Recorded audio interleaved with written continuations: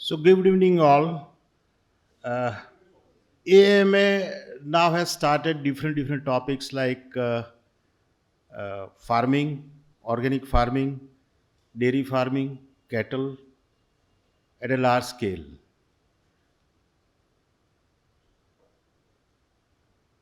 I welcome the respected person. I define him as a because I have spent 4 days time to his place. Padma Shri Mr. R.G. Chandramogan as when you remove the noise, that is his philosophy, value becomes visible. When you remove the noise, the value becomes visible. When you reduce the option, the demand increases. That is what is the case of Hudson Agro. When you simplify the choices, people they act faster. This is what is Mr. Chandramogan. Padma Shri awardee and founder of the Hudson Group, is one of the India's most respected dairy entrepreneur. He started this venture at the age of 21 only and built one of the largest private dairy empire, I would say, in India.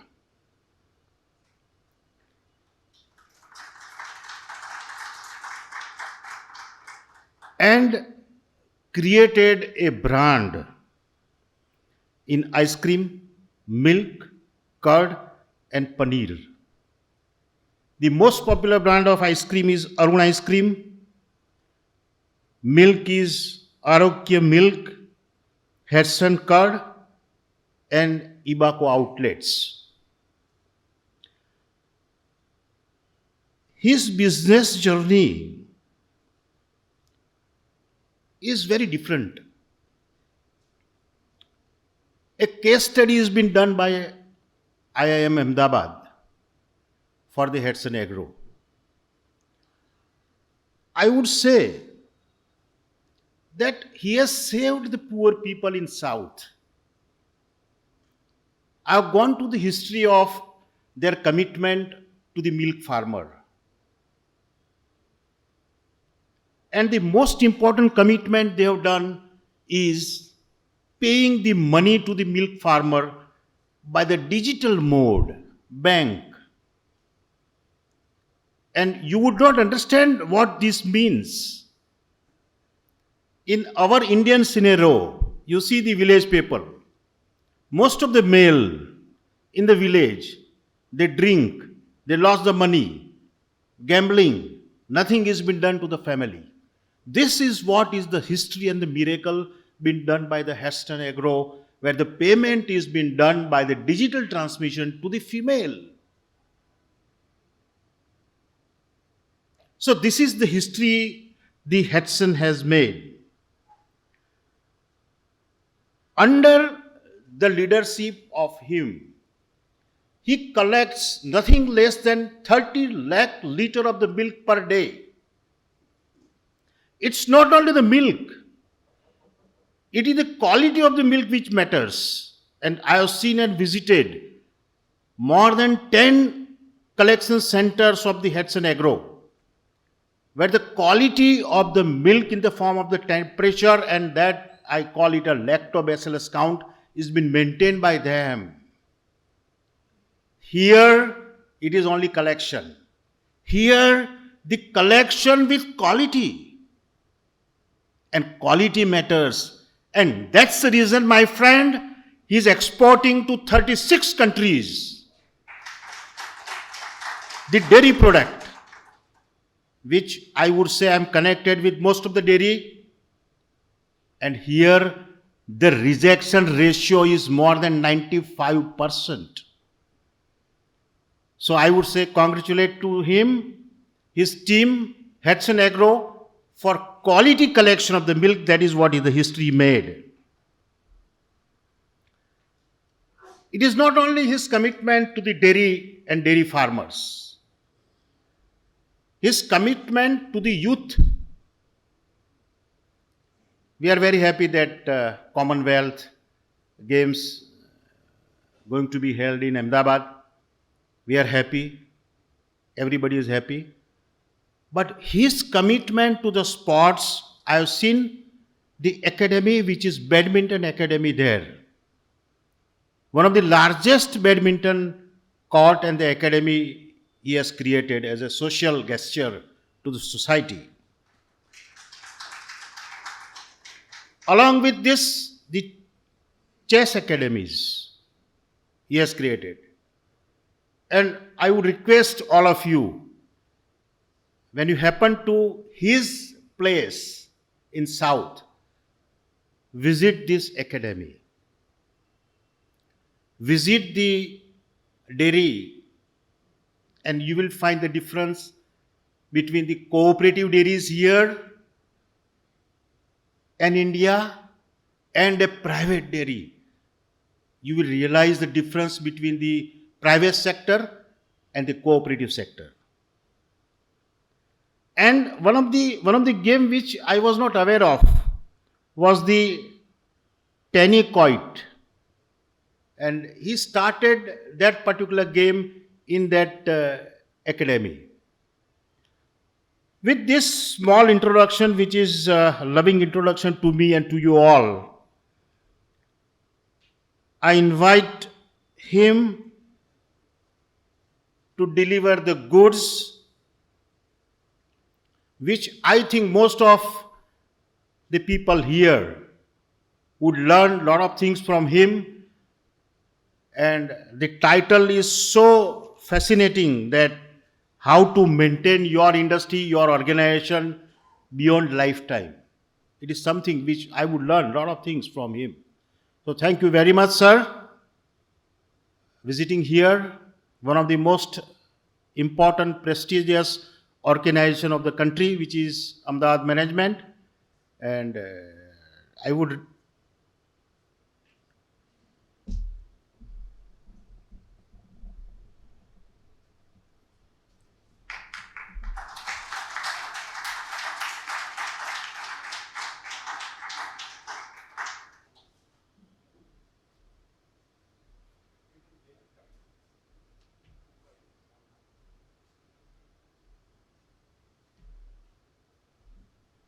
So I think we start the program. We will request him to deliver some good suggestions to all of us. And please, sir. Respected Dr. Bharat Patel, members of AMA, I am delighted, I am happy to be with you today. Ahmedabad is a special place for me. As I said, IIM has got a case study of our company. When we were in 1980s, getting into our own ice cream and differentiating from others. How we flourished compared to other people is basically we differentiated. I'll come to the topic of the discussion in the later part of it. I'm initially going to talk about how the differentiation compared to others made us what we are today. We are basically a very small company. It was an ice candy company when we started in 1970, not even an ice cream company. So there were about 40,000 people in the industry running it throughout India. But that industry has been in an unorganized sector and failed, and probably today too many people are not there. And I felt that I am stuck in an industry where I have no future. Then gradually it decided that probably we have to just move big and get into a branded business and move big. 1970, when I started the business at the age of 21, my first 10 years business was hardly 19 lakhs cumulative for 10 years. Today, the 10 years of turnover, we can do it in 10 minutes of time. 20 years of cumulative, we can do it under a day. 30 years of cumulative, we can do under a month. 40 years of cumulative, we can do under a year's turnover as of today. We have been a seeing a pedaling growth. It was just a sheer endurance. And initially, the capital was confidence and nothing else. We had some faith and we persuaded and we made it. We moved from tiny to small, small to medium, medium to big, big to large. All transitions were painful, and every transition we have to go for a new learning, which was helping us to understand things better. And when I started, I was the king. I was a player. Then probably I have to graduate myself as a captain. Then gradually get into the place of a coach. Then as a guide. Different roles I have played in the industry as of now.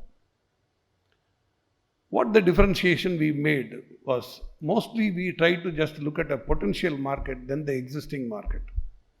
Once when we started ice cream in 1975 onwards, we started small marketing of ice cream.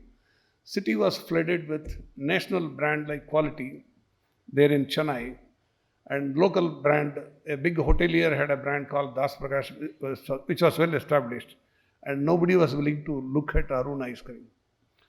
Then we couldn't market it. Actually, then we decided we will take the ice cream to outstations. We were the first people in the industry to look at outstation marketing instead of Chennai. It took some time and we established one by one, and it was a painful journey.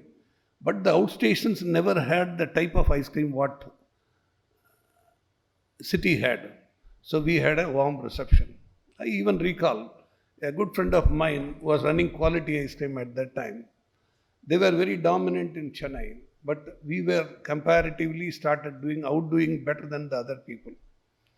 Then one day he was just meeting me at a common place and he was saying, Chandramogan, everybody is saying that you are buying a lot of packing material for ice cream. I don't see your ice cream anywhere because he has not moved out of the city. Then he was asking me, well, what do you do with the ice cream manufactured? Do you dump it in Bay of Bengal? Then I said, 70% of it I dump it in Bay of Bengal. 30% of it I take it to Arabian Sea, I said. The reason was, they didn't even know where we exist. The market was a potential market we opened. That potential market, almost 95% we inherited. So we became state number one without the number two or number three being aware that somebody has overtaken them. Then we came into city with a bang and we got into the market. This is pertaining to ice cream. Coming to milk. Milk is a very, very difficult industry. Milk was dominated by cooperatives with absolutely less margin and better efficiency. And people felt that milk is not a business that can grow. I always used to say, getting margin in the milk industry is easier than extracting fat out of a dead mosquito. So the margins are definitely wafer thin, and the cooperatives were not allowing the people to thrive or survive. So at this particular juncture, they were marketing toned milk, which is at a particular price. Everybody ran, trying to price the milk lesser than them price of 50 paise. If it is 8 rupees, it is 750 was the price. But nobody was able to match the cost. So they were losing money, or they have to reduce the quality and compete. Our people, our marketing people and all that, we had a meeting and we decided how to go about. Then everybody said we should market 50 paise less. The cost doesn't permit. Then I said we are not getting into toned milk. We will go for standardized milk, which is 4.5% fat. And we will charge 1 rupee more than the established player. Our people were fanatics. They said this is suicide, nothing will work. And let us not do it. We had a detailed discussion for about 3 hours. Then I vetoed them, saying that this is what we are going to do. Also ran is not going to help and we are not going to survive. There is no point in doing it. Then we introduced 4.5% fat, but I gave a leverage to them. You wanted 7.5 rupees. I will permit you to sell at 7.5 rupees for 3 months. Then you have to equal the price in 3 months to 8 rupees. Within 6 months, you have to revise it to 9 rupees. This is my agenda. Go ahead with it. They went with it. They had their own reservations. They were scared that this will not work. To give a reinforcement, I tried to contact one Mr. Allrice, who wrote the book Positioning with Jack Trout. I sent a mail to him saying that whether he can come for a consultation for a day to Chennai. He didn't bother to reply. I sent a second mail. For that also there was no reply. The third mail I sent him saying that I am coming to US for some work. I wanted to come and meet you in person to engage you for a consultancy. Will you be available? Within 4 hours I got the mail reply back. I gave the mail in the evening and he replied.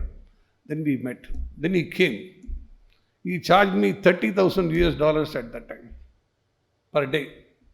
And he said that to and fro business class ticket for him and his daughter, and also stay was to our account. Then he came and he analyzed the situation.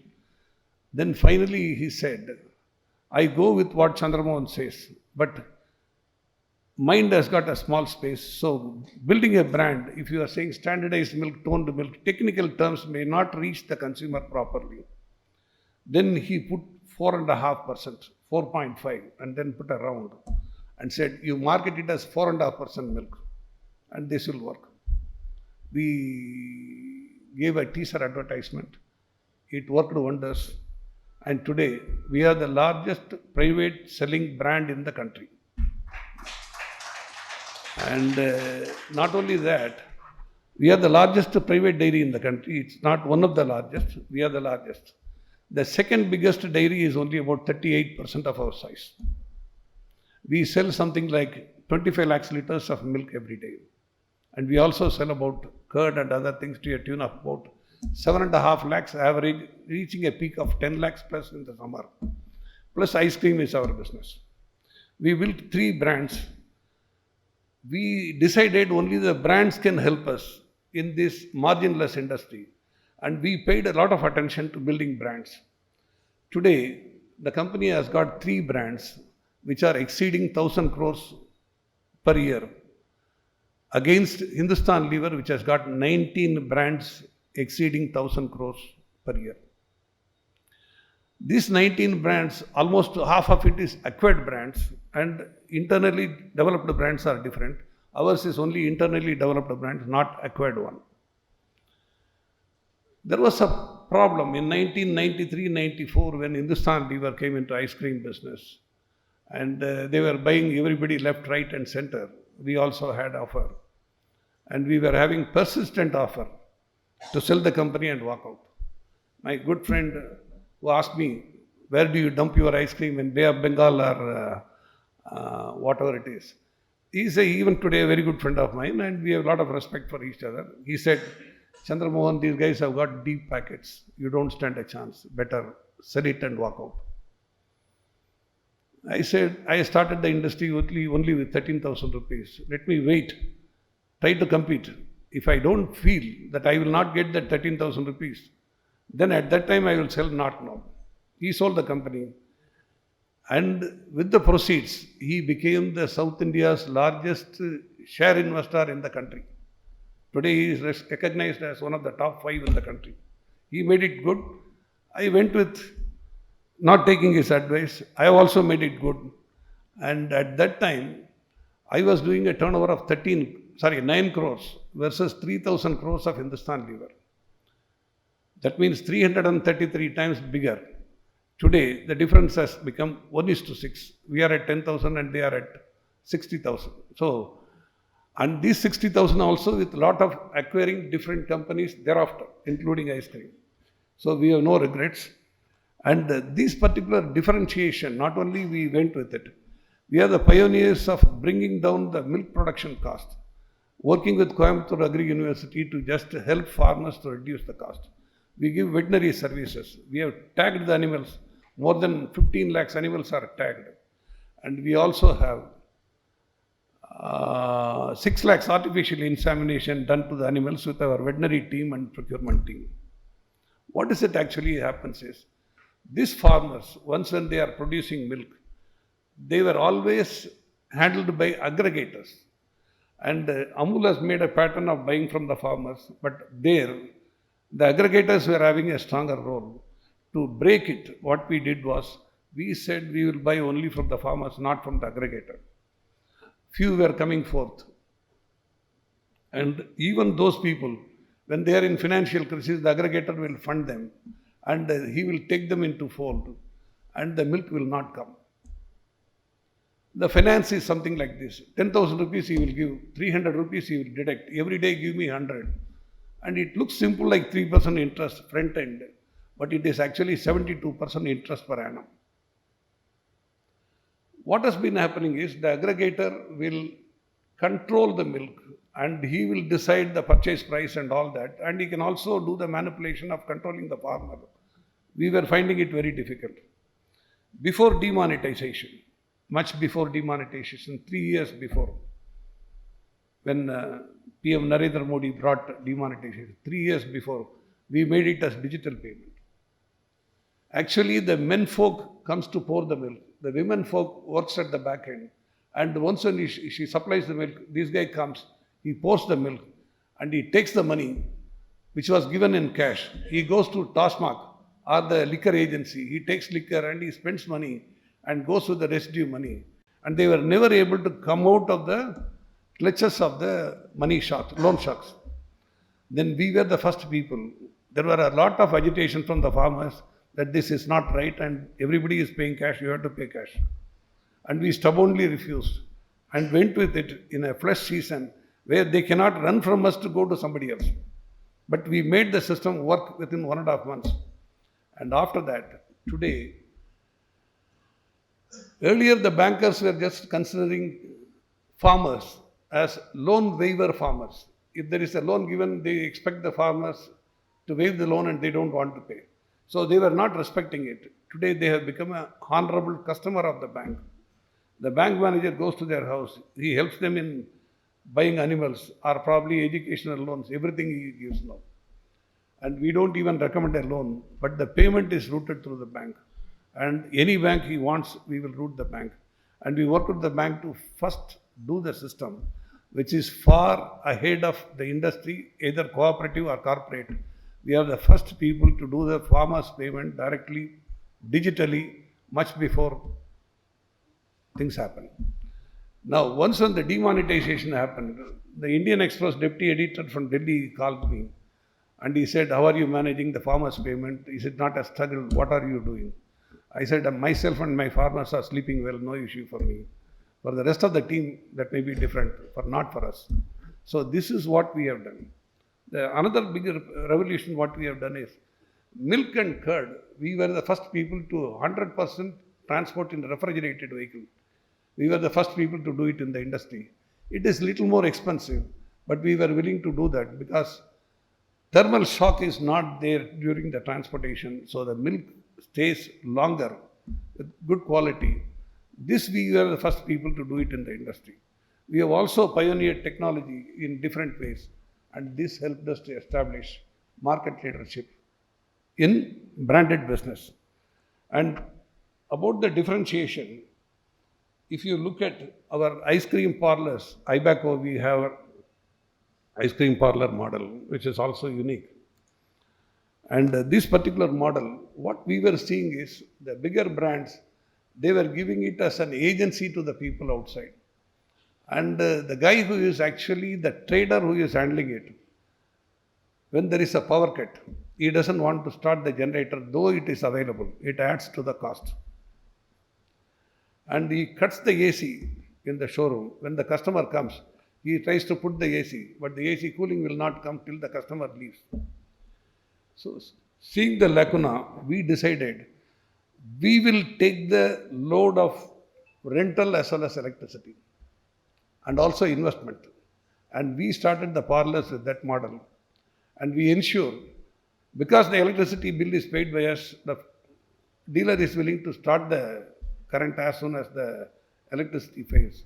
So the product reaches the consumer without any difficulty. And we don't want major investment from him. We want only the full-time involvement of them. Later, after seeing the procurement model, what we did from the farmers, we removed different layers. For example, a dairy in North India used to have a farmer, there is a aggregator of the village, there is a bulk vendor coordinating these aggregators in a major town, and then he will go to the dairy and sell. Farmer, local aggregator, bulk vendor, and then company. What we did was we removed two layers, farmer to the company.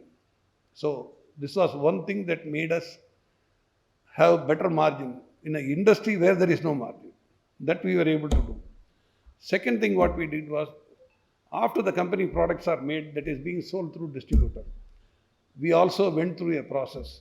We today have about 4,000 dealers where the shop is rented by us, electricity is paid by us, monthly we pay about 12 crores rental. All the supplies are routed through these 4,000 dealers. We have removed the layer of a distributor. So by doing all this, it called for investment, and our company has got the highest depreciation in the entire industry. Not only that, the highest EBITDA in the industry is also with us. So normally the industry runs at 6 to 7% margin, whereas we run at 13 to 14% margin. It's almost double. Because the layers are removed, we are able to control the cost far more effectively. All these 4,000 people have got different applications are given. They place the order.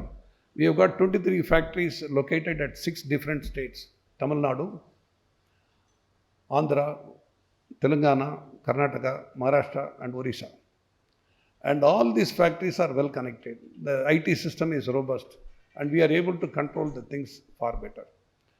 We effectively looked at 4 major things: finance, technology, scale, marketing. And we effectively blended all this to see to that we became a market leader of whatever the product we do. In the given geography, it is not necessarily all India we became number one. In the given geography, it gives a lot of comfort of getting a better margin to the industry. In the half year that is concluded September, we have already crossed 5,017 crores turnover with 700 crores EBITDA. This 700 crores EBITDA is 14%, and this is not seen in the industry as a matter of fact. To stay profitable, we have to keep on investing, and we have invested, and we have no regrets on investing. And we also stayed focused to stay that in the long term we will gain, and the short term, if there is a difficulty, we were willing to take it. We also have a focus of consumer products. We don't look at Horeca. See, value, most of the investors and analysts, they come and ask us, what is the value added product you make? I said the value added product is we make all the sales through branded sales. We don't have any receivables. Our receivables is zero because we operate against 1 day advance that is paid to us to deliver.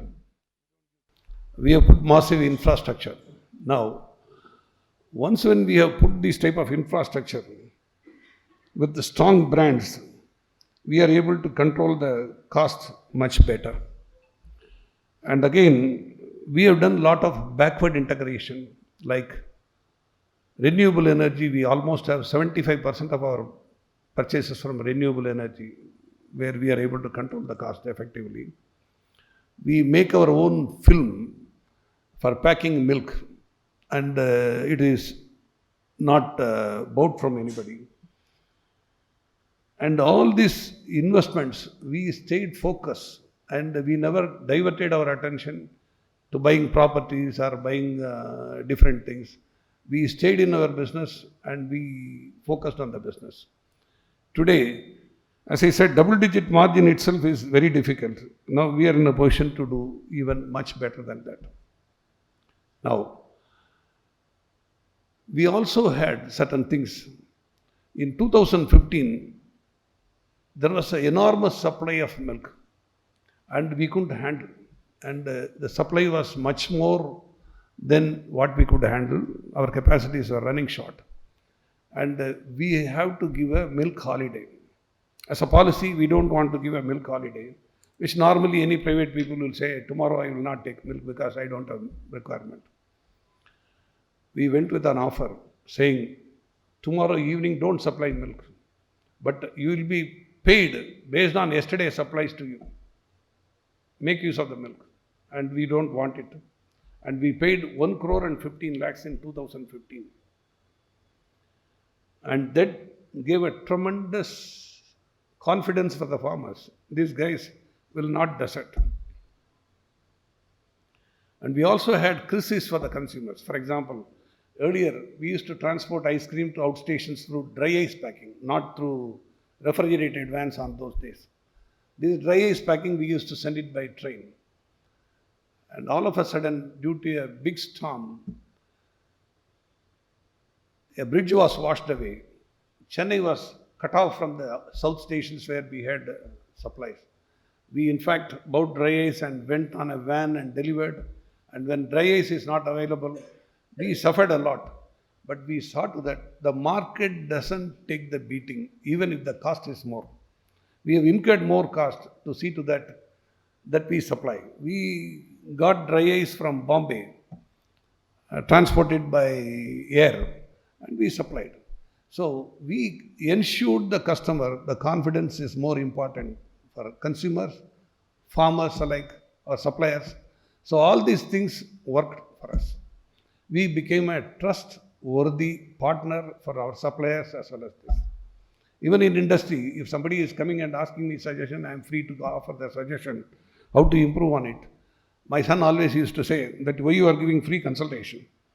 I say that probably it is for him to take it and improve. If he is improving, he will be a worthy competitor for us. It will also improve our efficiency. And let us not bother about it. So, coming to our business, this is the model what we have developed. As I said, we don't focus on Horeca, we focus on consumer business. Also, there was an opportunity. When Quality Walls entered, they came with frozen desserts. And most of the industry was taken by storm because the cost was very, very effective. And a lot of people took it. But we sacrificed, saying that we will stay with milk fat. And we have no regrets. And it has really helped us to grow. In ice cream or curd or milk, irrespective of cooperative or corporate, we are one among the top 3 brands in the country any day. Though our focus is mainly in South. South India today has got 31% of GDP. And not only 31% of the GDP, but the land area is less because of the conical shape that you have. So major cities are available close by each other. So that reduces our logistical pressure of supplying the material, that reduces the cost. The affordability, education, and all this is helping us to just improve. And we started slowly migrating to the other markets based on our strength. Fortunately, I'm coming to the topic of today. I've been watching certain companies, how they have made progress. From the pioneer, how the companies have lived longer. I just looked at Tata's, I looked at our own homegrown TVS or Murugappa Group. What I found as a common trait is they had concern not only for their suppliers, for their consumers, for their employees, and they stayed humble. If you look at most of the businesses, the entrepreneurs, they start working for the basic, roti, kabda or makan. And once when they achieve it, they go to the next stage where they believe comforts are necessary. You buy a car, you buy a air conditioned, you have an air conditioner in your room, or a better TV and all that. The third is ego gratification. Because you have become successful, you are recognized everywhere. And the recognition gives a lot of comfort and also brings 2 major things, complacency or arrogance. And they are surrounded by sycophants who appreciate and all that. And they don't work with colleagues who have got the caliber to work. This is actually bringing the downfall of most of the people. They go up to a point where the ego gratification works. And the guy who really brought all prosperity also becomes the reason for the downfall of the company because of his personal ego gratification. There are people who have crossed that ego gratification and they work for the karma. They don't bother about who recognizes me or not. Out of these three people, I'll just tell you three examples. Jamshedji Tata, he wrote to Dorab Tata from abroad saying how Jamshedpur should be designed. He said, give space, build bigger roads and plant trees which will give shade. Give places for building mosques, building churches, building Hindu temples, playground, schools, that and all that. It was a vision. And this man really brought immense respect among the industry. And he was not looking short term, how to make money for the immediate investment and all that. But over a period, his faith in people and all that started paying, and Tata became a reputed brand. Today, in Bombay, when the terrorist attack took place, there were their employees who went there to save the customer. The customer is not related to them or known to them. They tried to work, and a lot of people have died on the process to save the residents. Not only that, once when Dorab Tata and his colleague worked for 3 years to spot a place where they will get an iron ore, coal and water, they decided on Jamshedpur. It was constructed. At that time, there was a British chairman for Indian Railways. It was much before independence. At that time, Dorab Tata said that he wanted to build railroads for British Empire. And the press went to the chairman of the Indian Railways at that time and asked him, what do you think about Dorab Tata's statement? Then he said, if they are going to build railroads for British specification, I assure you, I will eat every pound of what they produce. This is what he said sarcastically. Later, 4 or 5 years later, that man has already retired and gone. And they produced railroads and supplied to Indian Railways. At that time, Dorab Tata was interviewed. What do you think about the statement given by the Indian Railway chairman at that time? Dorab smiled and said, if he is going to fulfill his promise, he will have a mild indigestion. Very simple. And he never arrogantly bragged that, oh, he said that I have done it.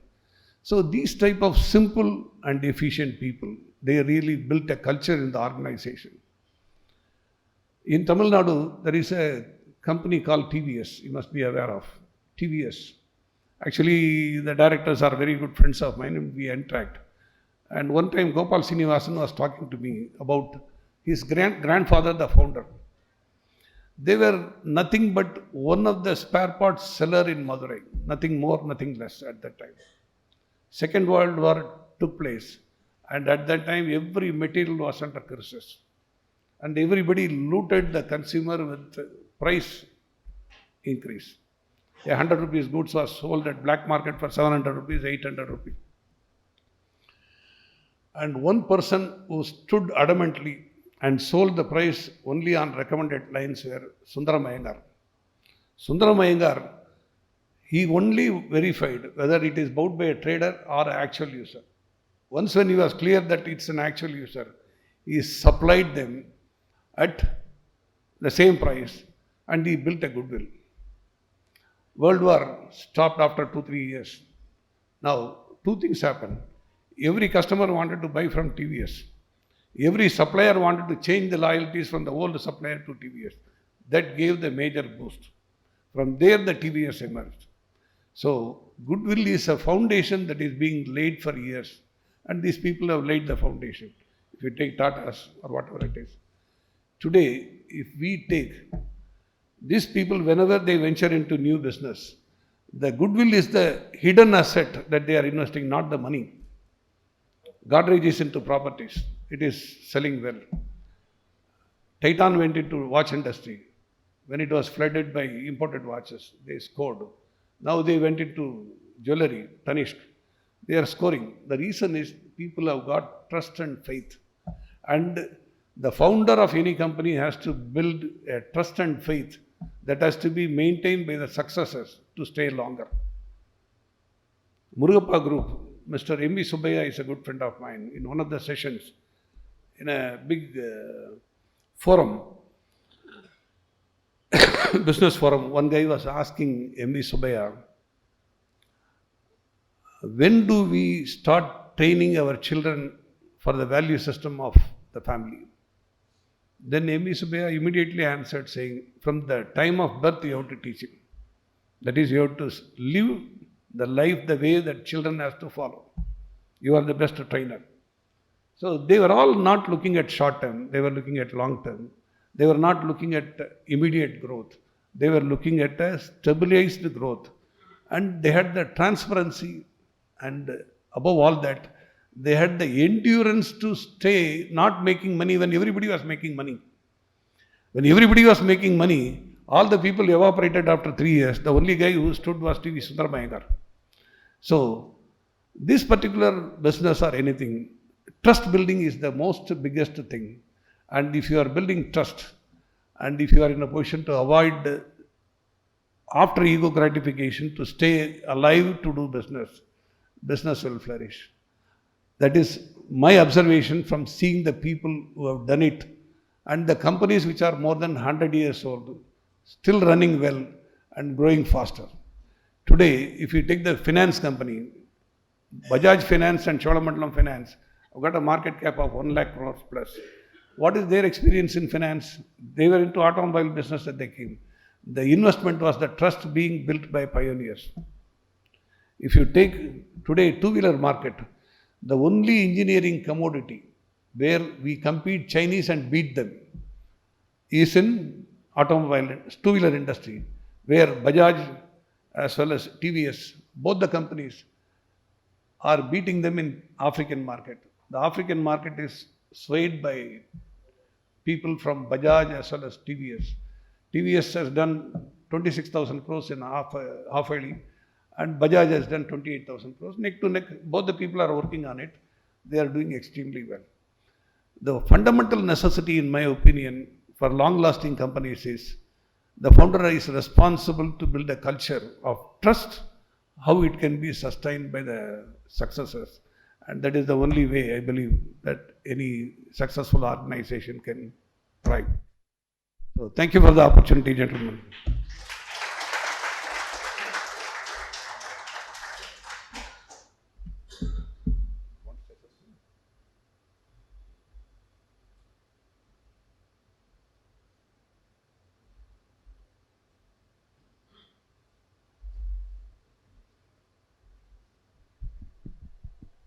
So thank you very much, sir, for the insight, for the success story to be given by you. I assure you that all of us will follow this story of making the trust to the customer. That is the key to success. And I personally feel that I have learned a lot of things from him since last now 4 or 5 years. I personally has visited most of the industries of Hudson Agro for 4 days and visited the cow farms, and I was amazed to see that the cost of the milk production is much more lesser than Gujarat, Rajasthan, Madhya Pradesh and Uttar Pradesh. So I would request the youth or the industrial people to ask the question to him. Please, sir.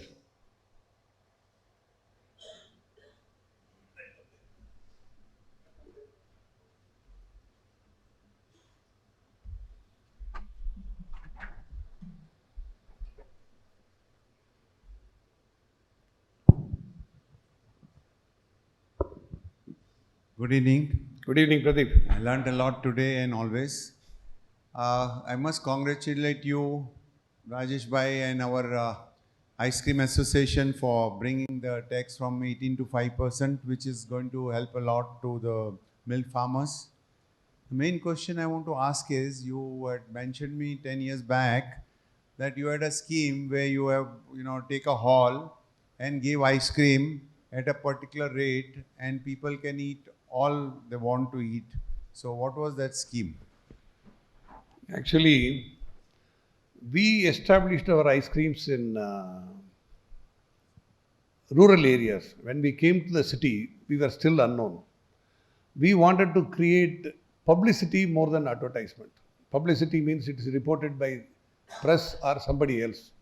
Advertisement is what we do ourselves. It is like saying my daughter is a good girl and somebody neighbor says your daughter is a good girl, it makes a different respect. And we introduced a scheme called in 1987 when we came into the city with the bang. We said 8 rupees you pay, eat whatever the ice cream you want in 20 minutes. There was a queue of 4,000 people thronged there. And we had a lot of problem in managing. And finally we were able to give. And everybody wanted to buy the costliest ice cream. People used to take vanilla or chocolate. Beyond that, they don't try at all. We want them to try cassata. We want them to try costly varieties. It worked wonders. Those volume picked up later. So they became customer with an entry, and that entry really helped them to become a customer to us. And that gave a base. Then we were able to establish easily in Chennai.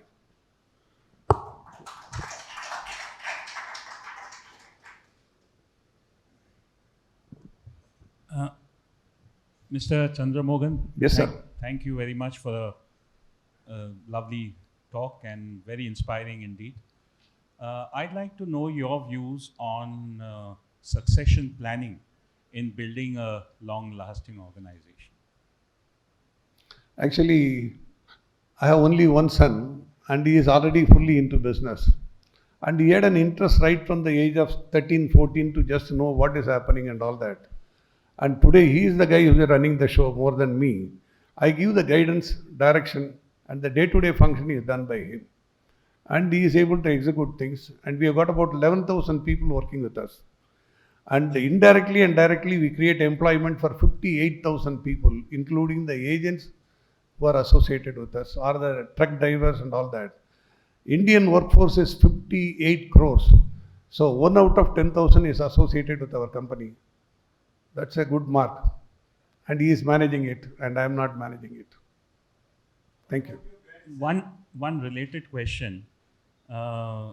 Given that yours is largely a family-driven organization, what do you think is the role of professional managers and their ability to last the life of the organization? See, I have a different perception on the professional managers. We do have professional managers who they are the people who are running the show. It is not my son makes a phone call to everybody and runs it with 4,000 outlets and all that. We have a good professional team. But what we have done is we have taken committed people and converted them as professionals, but sending them to training to IIM Ahmedabad, Jamshedpur, abroad and all that. And we spend money on them for training. We have a program called Train the Trainer. And once when he is getting training from a particular place, he has to come and train the people down under. We have got a training center of our own where we have hostel facilities and we train the people. Now, coming to professionals, we have got top-notch professionals, no doubt about it. But they come with a particular notion, and if it doesn't work out, they blame the management and leave. Here, my guys are lifers. They are willing to die with us. And that type of commitment is what we look at. And we develop them as professionals, and they have performed well. And you take TCS. What is the rock star that they have employed? It's all homegrown material. Tata IT services are run by homegrown materials from typical middle income family. That is the way we believe. And we don't believe in just hiring somebody who will just come and probably completely revolutionize the industry. We go with committed people, train them to be a good professional, stay with us. Thank you.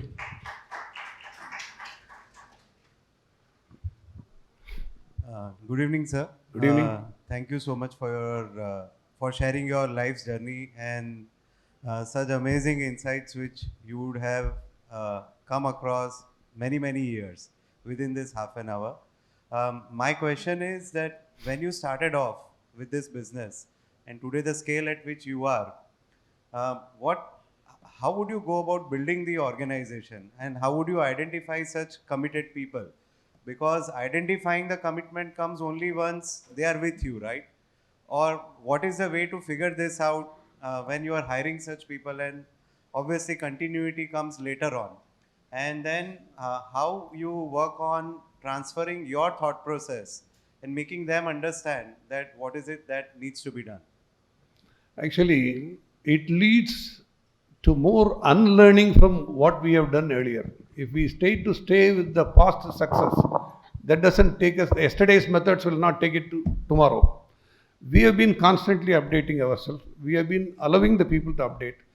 It is not that only the committed people are there. We do have professionals where we don't have people to develop. Maybe our CFO is a professional we hired from outside. Or we have hired expats for developing dairy development on those days. And we worked with 4 expats on improving the diet efficiency of the animals. One Mr. John Perrin from New Zealand was the consultant, and we had people who stayed with us and developed a system and handed over. But these people were also used as people who will develop the local material, and local material took over. We have no gap right now. And the foreign professionals and to my professional, I don't find any difference today. We hire people to train the people. Thank you. Yes. Good evening, sir. Good evening. मतलब are you present in Gujarat? Sorry? Are you present in Gujarat? मतलब your products are being marketed? Partially we have come into Gujarat with ice cream, not with milk. Okay. Are you planning in very short time? No, not milk. Probably we prefer to stay in cow belt more than the buffalo belt. Okay. Thank you.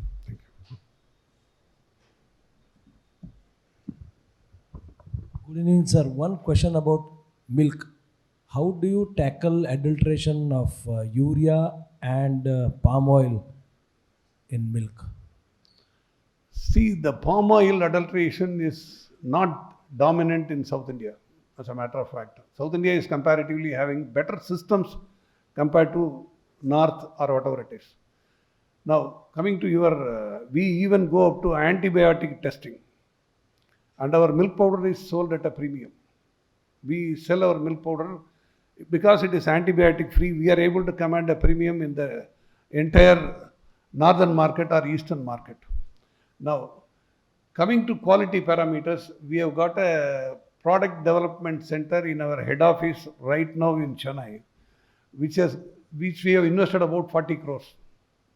And this is also handling the quality control of the entire operations. And adulteration free, we can always run it if we have a commitment to do that. Not a problem. Because directly from farmers to factory. So farmers with 5 liters, 10 liters, 20 liters or 100 liters. Adulteration in a large quantity, and then we come out that there is an adulterated milk when it goes to 10,000 liters when we check in GC. We have these issues here, so that is why I asked you this question. See, if there is a small adulteration found in a particular center milk will come in cans. Once when we spot it, we start vigorously persuading what is happening. And we will also tell the farmers, if somebody is adulterating, we will completely stop your buying and we will just boycott your operation. Those people will start working with the people who are trying to do manipulation and they will stop it. It's a matter of process, nothing else. Thank you. Thank you. Yes. Namaskar, Girish Patel here, running one Thank you. Desi and indigenous cow's milk ghee processing unit, very near to Lothal. My question is, you are coming to Gujarat for cow milk. So, what is your opinion about Desi and indigenous breed of cows than HF and Jersey cows? Thank you. There is no much of a difference, Desi cows or whatever it is. But Desi cows by itself cannot feed the population what we have. And we have a huge population, and we are not talking about coming to cow milk with Gujarat and all that. I am talking about generally, unless HF or Jersey is in a position to supply milk, we will be having a huge milk shortage in the country. Yes. Yes. So are there any institutions in South which teach the unemployed people how to take care of cow? Because right now what problem we are facing, that we are not getting enough trained staff who can take care of the cow and other milk giving animals. See, in our centers, we conduct every year 3,000 classes every year in the center itself, where we call the farmers, and we will put some film, song, and all that to just attract the people to stay. And then in between, we give the messages of how to take care of the cow, how to clean the udder, what is necessary, how to isolate the cow once one cow is sick, avoiding the other cows to spread. All these things we give it in tidbits. It is not just a routine lecture or something. With the entertainment, we try to give the tidbits in between, and we run the training classes. This is normally done after 7 o'clock in the evening, where the village is comparatively relaxed and they will come to the classes.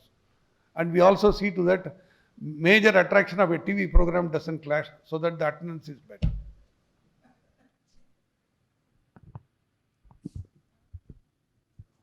India is one of the highest producers of milk in the world and increasing day by day. How is that the prices are increasing so much still? See, we have got different types of productions are available in different parts of the world.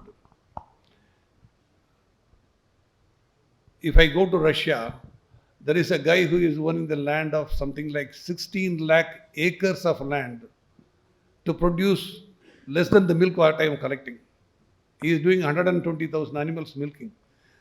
Different economies works. Once, see, in America, cost of manpower is high, but the land is cheaper than India, much more cheaper than India. And you can buy 1,500 acres and you can go for a tractor of 400 HP that can just easily plow. 400 HP tractor you cannot employ here in India. Different scales of economy operates at different countries. India has got its own limitation of land bank that is definitely applying pressure, and cost of feeding is becoming a challenge. Though we are producing more milk, the challenges are there. It is not necessarily we have to be cost-effective milk producer, which we were, not we are today. New Zealand produces much cheaper cost. Yes. Good evening, sir. Good evening. Thank you for your valuable insights. I am a young entrepreneur and I have a skincare and hair care brand. My question to you is that how can you build a business so big, empire so huge, that runs without you, that functions on its own? No. Probably gradually I have de-linked from my day-to-day operations. I am not in day-to-day operation for the last 15 years. And nobody makes a phone call and reports to me saying that this is what is happening. So this, probably my son was taking the load. Now he has also delegated. Now I am asking him to just lift up the ladder, get into my shoes and not stay on a day-to-day basis. Day-to-day basis are looked after by managers and they are competent enough to handle the issues. And if something goes out of control, they can approach us. Not every day it happens. Okay. One silly question, since you are processing the milk and supplying, is there any thumb rule that cow farming, suppose 400 cow farming, and at the same place processing unit is feasible as a whole, so that cost of transportation and processing would be very less and quality will be more. So we are thinking of that direction. So I am asking. Thank you. Actually, the 400 cows is not a big quantity of milk to be processed and sold. Scale will not come. The economy will not come. Once when you are having 400 cows, you have to import the feeding materials from outside and feed it. That logistics will add up. That purchase cost will add up. India is not a place for big animal farming. US has got lands cheaper and they can afford to do it and we can't afford to do it. The model what Korean has developed is an extremely effective model and we have to give a hats off to the man. He has pioneered the concept. And this concept, average land owning of a farmer is only about 2.5 acres. and you cannot modernize too much. And if you are going to depend on him to get the feed, the cost will become prohibitively high for the 400 animals. It will not be cost effective. And even if you are having 400 animals, if you are processing and selling, you cannot get into volume or scale, which will help. Yes.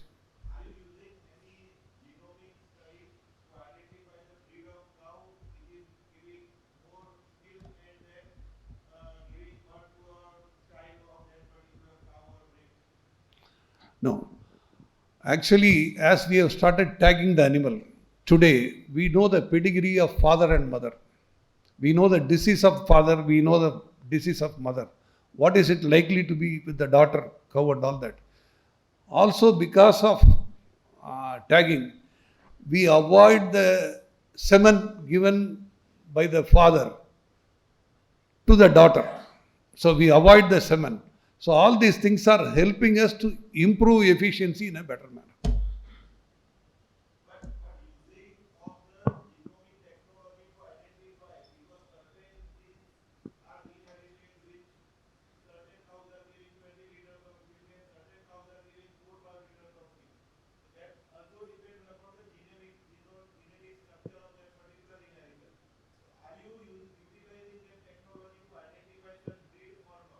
Yes, actually some of the breeds will give a better yield. So for example, an animal will have 300 to 400 eggs, but it gives delivery for 5 animals. If you are using a surrogated animal, using the egg and getting the best semen, the yield per animal will be higher. So all these experiments are going on parallelly. Good evening, sir. Thank you so much for sharing your insights, and kudos to your company and to your leadership for the journey it has witnessed. My question to you would be focused more on the lasting aspect of today's topic, that if you were to leave us with 3 key mantras to the youth, how do you build or sustain lasting organization in the long run? I don't understand your question. 3 major mantras to build a lasting organization in today's changing trends. If you were to leave the youth or young entrepreneurs with that. What is that she's asking?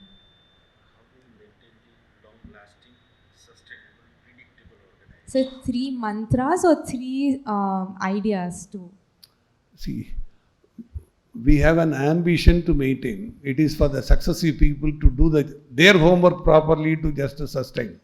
We can only set the parameters. It is for the other people to follow at this age. Thank you. Thank you, sir, for sharing your insight today evening. I belong to a branding and advertising agency, and I want to know, whenever you are planning to launch a new product, so how do you do the R&D that the new product will go in the market and the people will accept, your target audience will accept that? So what is the philosophy behind that? See, we have a product development center where we are working on different products. We first make a trial product and then test it out in the market and get a feedback.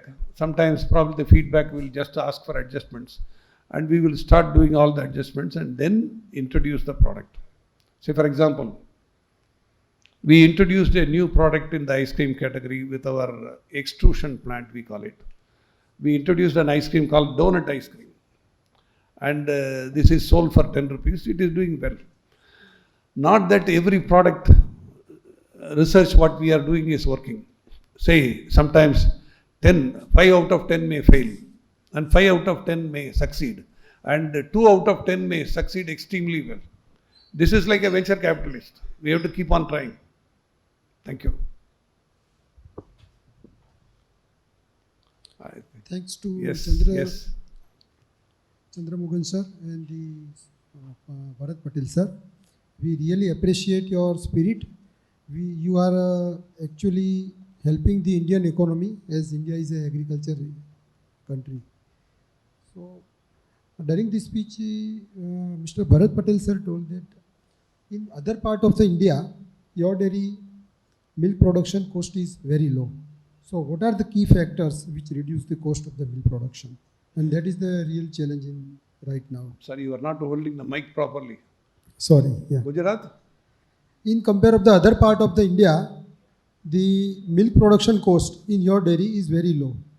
So what are the key factors this affect the cost of milk production? See, I am not a competent person to give comment about the cost of production in Gujarat. Probably I am not in this market to just say anything on this. What we are doing, I can just share. Thank you. मैं हिंदी में बात करूंगा। आपका जो 2006-2007 में Hatsun brand घी आया था, Sorry? Hatsun brand घी, pure घी, Okay. उसके बाद नहीं आया। What is reason? क्योंकि हम घी से बिलीव करते हैं। Okay. Sorry, I don't understand Hindi. That's my problem. Anyway, ghee is not available.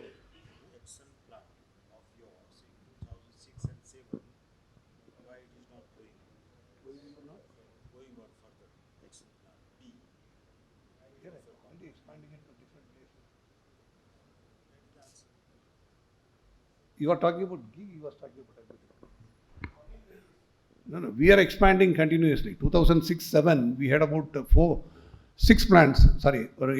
plants. Now we have 23 plants. We continuously expand. And on the ghee front, you are asking about ghee, you are not marketing. तो अभी चालू है क्या घी का कामकाज? Manufacturing, pure ghee. No. Right, I get you. Shut up. See, we are not focused at selling ghee. Actually, the problem is we market full cream milk with cow milk. So we require more fat in our system itself. We also make ice creams. Our surplus is only on milk powder, not on fat. We in fact run short of fat. So we don't focus on ghee. That's not our main business. Thank you. I think the question and answer session is going beyond the normal lecture time, I believe. Good evening, sir. So my question is, you started this business at the age of 21. So what was the business that you did earlier, and why you started with this particular business idea? And last thing, were there any challenges that you faced and you decided that this is too challenging and I should move to another business in any point of time? Sorry, get me again. Sir, you started at the age of 21. Right. So why you started with this particular business idea? That was question number 1. And question 2 is, in your journey so far, was there any time period where you faced too much challenges and you wanted to shift to another business or shut it down? We faced more challenges, as you said. But quitting the business and going to the new business, we have to start learning from the beginning. It is better with the learning what we got. We will try to penetrate. That is the way. We are continuing to do the same mundane business for years and getting experience and learning something new every time. That's the process we are going on.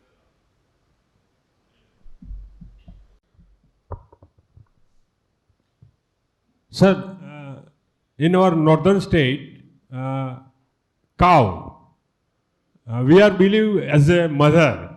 So sentiments are there with cow. Like slaughter, everything are kind of problem over here.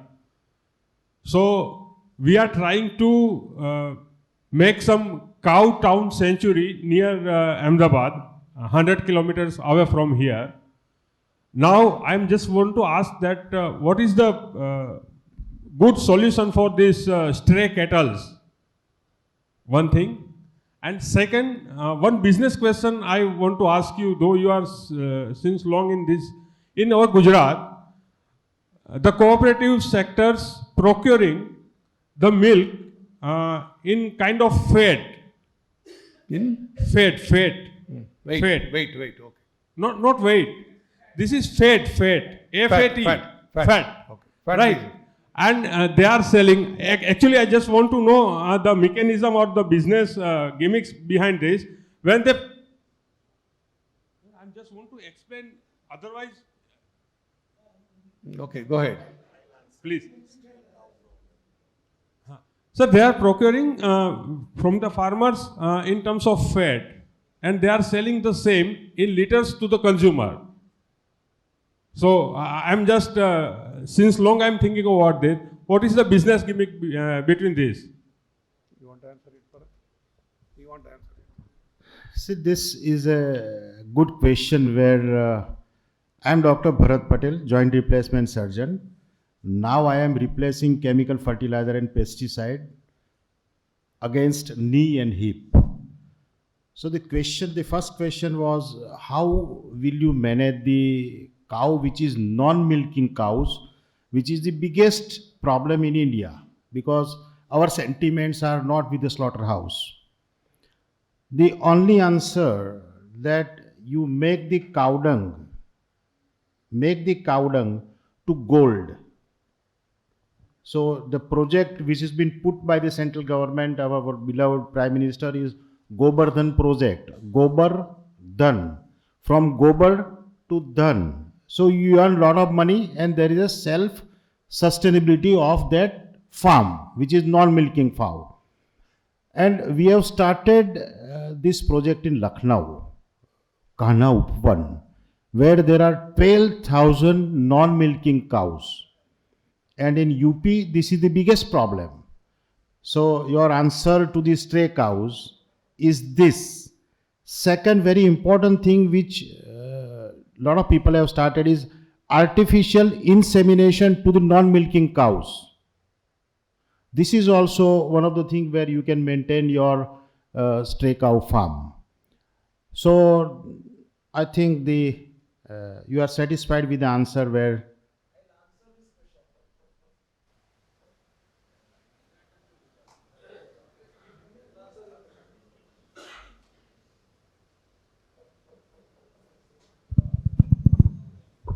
Sir, what he was asking is that we buy it in fat. We give kilo fat rates, 860, 890. Why we are selling in liters?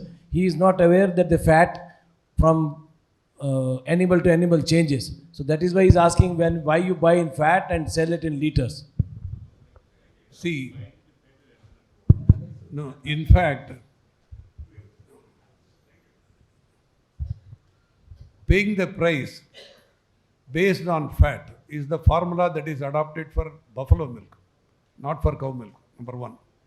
Number two, buffalo milk, they are actually paying it on the fat basis. Normally on the density basis, it is almost 1.027 kg material for 1 liter of milk. But this is basically calculated for giving a better price to the farmer. In my opinion, there is nothing wrong in paying on the fat basis, where I can say Gujarat farmer gets the highest price in the entire country without any difficulty. Thank you.